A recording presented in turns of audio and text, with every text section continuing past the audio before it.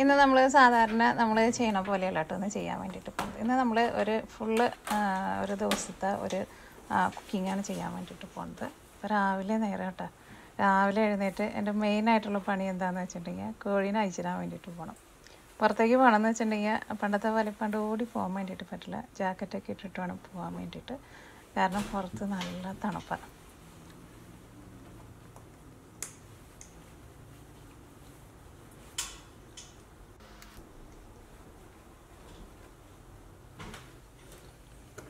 അങ്ങനെ ഞാൻ ജാക്കറ്റൊക്കെ ഇട്ട് വാതിൽ തുറന്ന് പുറത്തേക്ക് പോവാണ്.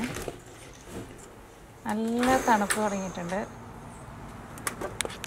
സ്നോ വീണ് തുടങ്ങിയിട്ടില്ല കേട്ടോ. ഇന്നലെ ചെറുതായിട്ടൊന്ന് സ്നോ വീണിട്ടുണ്ടായിരുന്നു. മരങ്ങളുടെ ഇലകളൊക്കെ ഒരു ഇതെല്ലാം കൊഴിഞ്ഞു. നമ്മുടെ മേപ്പിൾ ട്രീ നല്ല ചുമന്ന് നിൽക്കുന്നുണ്ട്. അതിൻ്റെ ഇല ഏറ്റവും അവസാനം നമ്മളെ കൊഴിയാം. അപ്പോൾ രാവിലെ പോയിട്ട് കോഴീനെ അയച്ചിരുന്നു, അല്ലെങ്കിൽ പിന്നെ മടിച്ചിരുന്നിട്ടുണ്ടെന്ന് വെച്ചിട്ടുണ്ടെങ്കിൽ പിന്നെയും ലേറ്റാവും. അപ്പോൾ ഇവിടെ ഇന്നലത്തെ കുറച്ച് ഭക്ഷണം ബാക്കിയുണ്ടായിരുന്നു. അതിനകത്ത് നമ്മുടെ ആസ്പിൻ കുട്ടൻ്റെ കുറച്ച് ഫുഡും ഉണ്ട് കേട്ടോ. കാരണം അവൻ പോയി, ആസ്പിൻ പോയി. അപ്പോൾ അവൻ്റെ ഫുഡ് കുറച്ച് ഇരിക്കുന്നുണ്ടായിരുന്നു.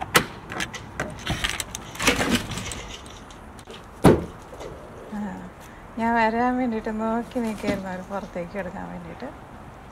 ഓരോരുത്തരായിട്ട് ഇങ്ങനെ വരുന്നുണ്ട്. അവർക്ക് തണുപ്പൊന്നും കുഴപ്പമില്ല കേട്ടോ. സ്നോ ഐസൊക്കെ വീഴുന്ന സമയത്തൊക്കെ ആയിരുന്നാലും അവർ ഐസിലേക്ക് നടക്കും. ഇവർക്ക് ഈ കോഴികൾക്ക് അങ്ങനെ തണുപ്പ് കുഴപ്പമില്ലാത്ത കോഴികളാണ്. അങ്ങനെ ഉള്ള കോഴികളുണ്ട് കേട്ടോ.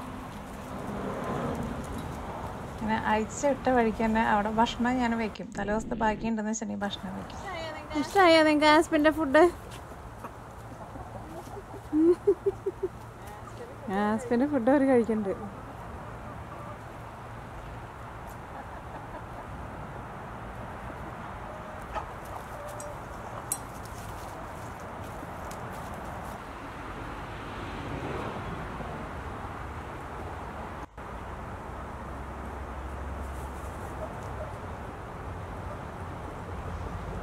അങ്ങനെ രാവിലെ പോയിട്ട് കോഴീനെ കഴിച്ചിട്ടു. ഞാൻ രാവിലെ ബ്രേക്ക്ഫാസ്റ്റ് ഉണ്ടാക്കാൻ വേണ്ടിയിട്ട് പോകണം. ബ്രേക്ക്ഫാസ്റ്റ് ഞാൻ കീൻവയും പിന്നെ മുളപ്പിച്ച കടലയും കൂടിയിട്ടാണ് റെഡിയാക്കാൻ വേണ്ടിയിട്ട് പോകുന്നത്. അപ്പോൾ ഞാൻ കീൻവ ഓൾറെഡി ഞാൻ ഇവിടെ കുക്കറിൽ വേവിച്ചെടുത്തിട്ടുണ്ട്. സാധാരണ നമ്മൾ പരിപ്പൊക്കെ വേവിച്ചിട്ടെടുക്കില്ലേ, അതേപോലെ ജസ്റ്റ് കീൻവയും വെള്ളം കൂടി ഒഴിച്ചിട്ട് ഞാൻ ഇതിലേക്കുള്ള കടല കറി റെഡിയാക്കാൻ വേണ്ടിയിട്ട് പോവാണ്. അപ്പോൾ ഞാൻ അതിലേക്ക് ഇഞ്ചിയും വെളുത്തുള്ളിയും സവോളയും കറിവേപ്പിലയും ചേർത്തു. അത് നന്നായിട്ടൊന്ന് വഴറ്റി കഴിഞ്ഞപ്പോൾ അതിലേക്ക് ആവശ്യത്തിന് മഞ്ഞൾപ്പൊടി ചേർത്തു. പിന്നെ കുറച്ച് മുളക് പൊടിയും ചേർത്തു. ഇതിലേക്ക് നിങ്ങൾക്ക് മല്ലിപ്പൊടി വേണമെന്ന് വെച്ചിട്ടുണ്ടെങ്കിൽ ചേർക്കാം. ഞാൻ മല്ലിപ്പൊടി ചേർക്കണില്ല കേട്ടോ. അപ്പോൾ ഞാൻ കടല ഓൾറെഡി ഞാൻ വേവിച്ച് റെഡിയാക്കിയിട്ട് വെച്ചിട്ടുണ്ട്. ഇതിലേക്ക് നമ്മൾ വേവിച്ച് വെച്ചേക്കണ കടല ചേർക്കും. ഇത് മുളപ്പിച്ചേക്കണ കടല ആയതുകൊണ്ട് തന്നെ ഇത് നല്ല സോഫ്റ്റായിട്ടിരിക്കും. അല്ലെങ്കിൽ നിങ്ങൾക്ക് വേണമെന്ന് വെച്ചിട്ടുണ്ടെങ്കിൽ ഇതിന് കുറച്ച് എടുത്തിട്ട് നിങ്ങൾക്ക് അരച്ചിട്ട് അങ്ങനെയും നമ്മൾ കടലക്കറി ഉണ്ടാക്കുമ്പോൾ ചേർക്കില്ല, അങ്ങനെയും ചേർക്കാം. പിന്നെ ആവശ്യത്തിന് ഉപ്പും ചേർത്തു. നോക്കിക്കേ, നല്ല മുളയൊക്കെ വന്നേക്കണ കടലയായിരുന്നു.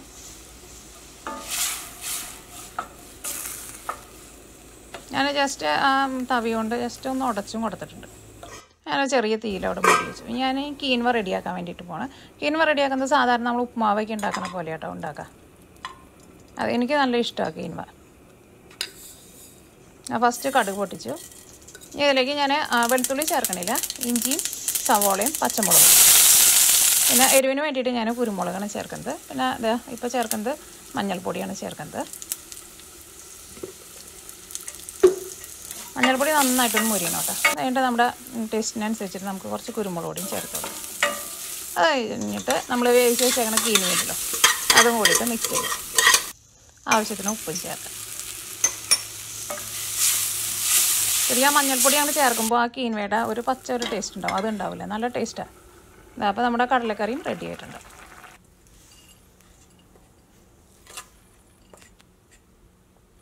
അപ്പോൾ അങ്ങനെ രാവിലത്തെ ബ്രേക്ക്ഫാസ്റ്റ് റെഡി.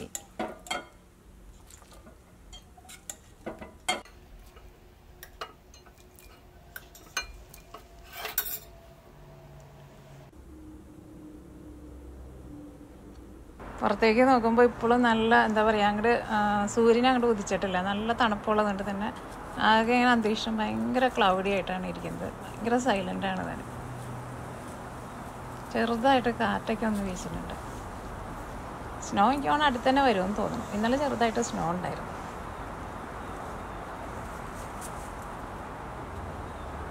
പിന്നെ ഇപ്പോൾ നല്ല തണുപ്പായതുകൊണ്ട് തന്നെ ഞാൻ കോഴികൾക്ക് ഇടയ്ക്ക് നല്ല ചൂടുള്ള വെള്ളം ഒഴിച്ചു കൊടുക്കും.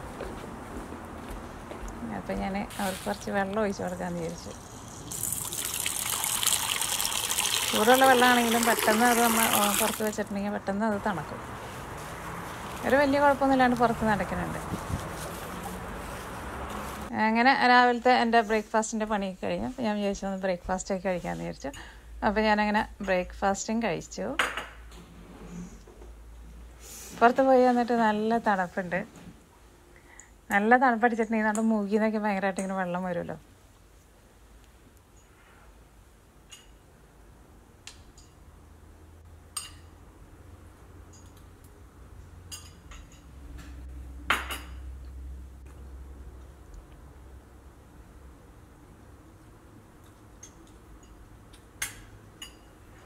എനിക്കൊരു ചായയും കൂടി ഉണ്ടാക്കണമെന്നുണ്ടായിരുന്നു, പക്ഷേ നേരം ഉണ്ടായില്ല. അപ്പം ഞാൻ ഇതിനകത്ത് ഒതുക്കും ബ്രേക്ക്ഫാസ്റ്റ്. രാവിലെ പക്ഷേ ഞാനൊരു ചായ കുടിച്ചിട്ടുണ്ടായിരുന്നു.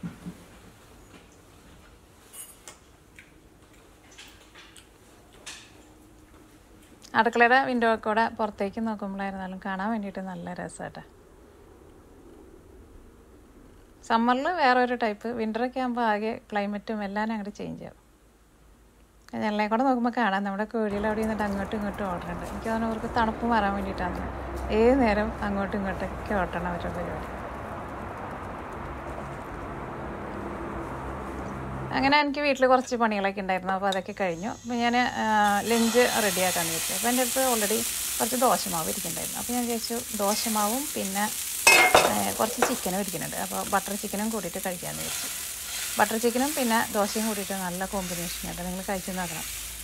നമ്മൾ സാധാരണ അങ്ങനെ ദോശയുടെ കൂടെ അങ്ങനെ ബട്ടർ ചിക്കൻ കഴിക്കാറില്ലല്ലോ.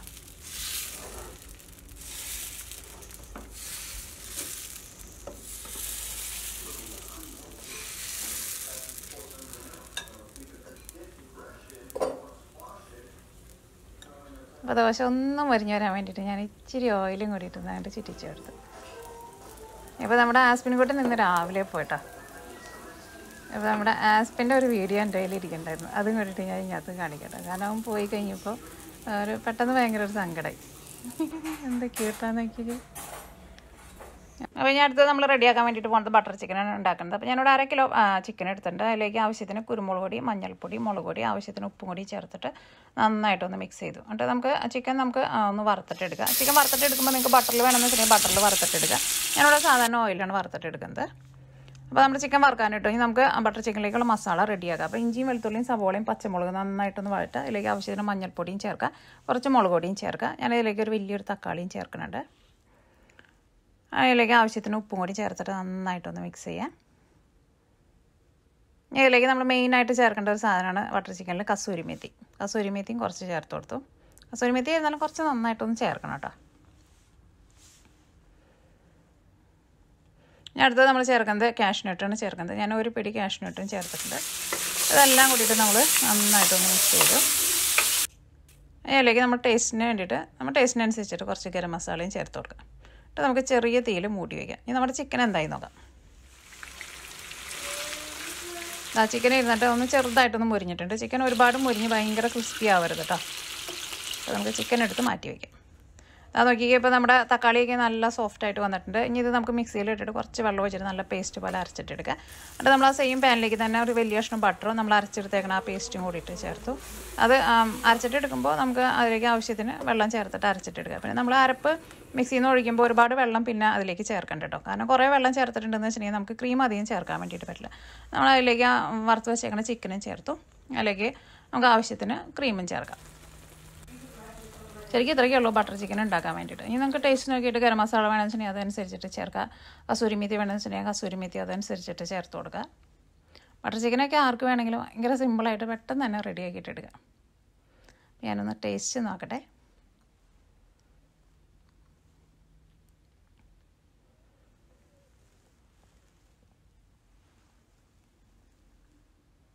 ഇനി ഇതൊന്ന് നല്ലൊരു തള വരുമ്പോൾ തന്നെ നമുക്ക് തീ ഓഫ് ചെയ്യാം.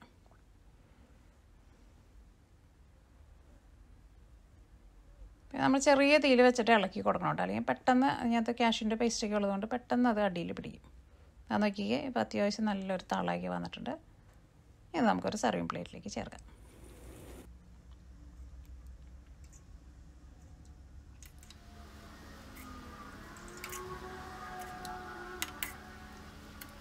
ഇത് ഗാർണിഷ് ചെയ്യാൻ വേണ്ടിയിട്ട് കുറച്ച് കസൂരി മെത്തി ഇടാം. അതിൻ്റെ മുകളിലേക്ക് നമുക്കൊരു ബട്ടർ വെച്ചു. ഇനി ഞാൻ ഡിന്നറിന് കഴിക്കാൻ വേണ്ടിയിട്ട് ഒരു സഫ്രോൺ റൈസും കൂടിയിട്ട് ഉണ്ടാക്കുന്നുണ്ട് കേട്ടോ. അത് നമ്മുടെ ബട്ടർ ചിക്കൻ്റെ കൂടെ നല്ല കോമ്പിനേഷനാണ്. അപ്പോൾ ഞാൻ 1/2 ഗ്ലാസ് അരിയാണ് എടുത്തേക്കുന്നത്. അപ്പോൾ 3/4 ഗ്ലാസ് വെള്ളം തിളപ്പിക്കാൻ വേണ്ടിയിട്ട് വെച്ചിട്ടുണ്ട്. 1/2 ഗ്ലാസ് അരി ഒന്ന് കഴുകിയെടുക്കട്ടെ. അപ്പോൾ നമ്മുടെ 3/4 ഗ്ലാസ് വെള്ളം നന്നായിട്ട് തിളച്ചിട്ടുണ്ട്. നമ്മൾ സാധാരണ 1 ഗ്ലാസ് അരി എടുക്കുമ്പോൾ 1/2 ഗ്ലാസ് വെള്ളമല്ലേ ചേർക്കാറ്. ഇനി നമ്മൾ ഇതിലേക്ക് ഇതാ സഫ്രോണാണ് ചേർക്കുന്നത്.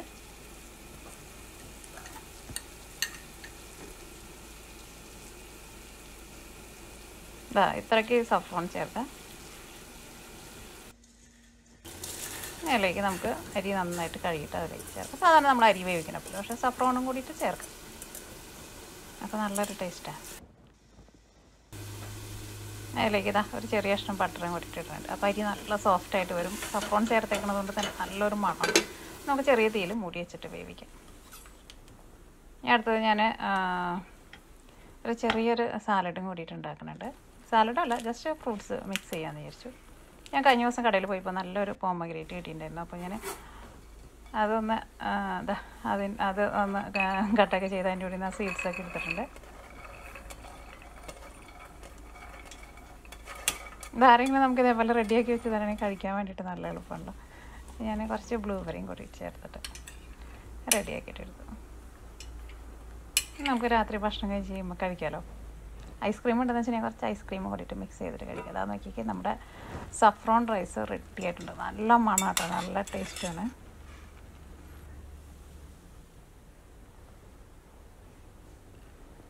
ഇതേപ്പോൾ സമയം ഒരു 3:30 ആയിട്ടുണ്ട് കേട്ടോ.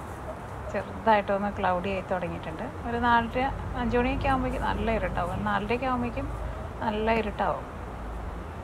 ശരിക്കും 4:30 സൺസെറ്റ് പറഞ്ഞേക്കുന്നത്. 5 മണിയൊക്കെ ആകുമ്പോഴേക്കും നല്ല കൂരിയിരുട്ടാവും.